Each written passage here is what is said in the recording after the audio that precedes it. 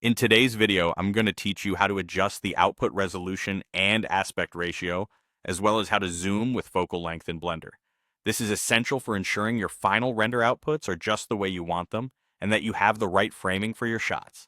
First, let's dive into adjusting the output resolution and aspect ratio. For this, you'll want to go to the Output Properties tab in the Properties Editor. Here you're going to see a section labeled Format. This is where you can change the resolution X and resolution Y values. Think of these values as the width and height of your final image or animation. If you're aiming for a high-definition render, you might set it to something like 1920 by 1080.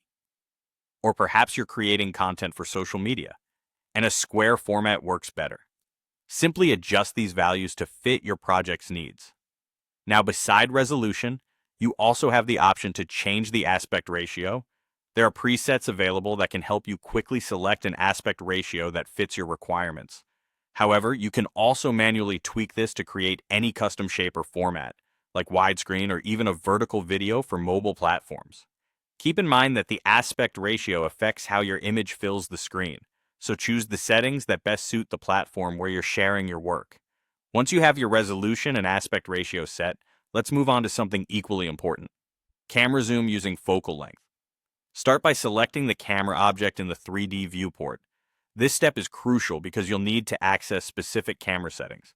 Head over to the Object Data Properties tab, which is represented by a green camera icon. Here you'll find the focal length setting. Adjusting the focal length changes how much of the scene is visible through the camera. Essentially, a higher focal length value zooms in, providing a closer view of your subject, while a lower value zooms out, showing more of the surroundings.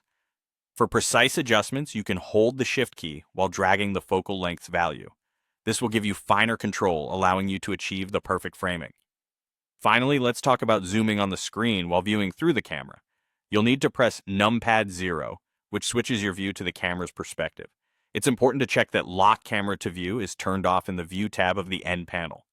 With this setting cleared, you can use the scroll wheel on your mouse to smoothly zoom in and out of the camera's viewport on your screen. This is particularly helpful when you want to quickly assess the composition without changing the actual camera settings.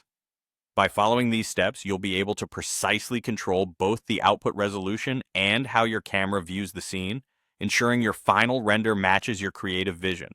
Enjoy experimenting with these settings, and I hope this makes your workflow a little smoother.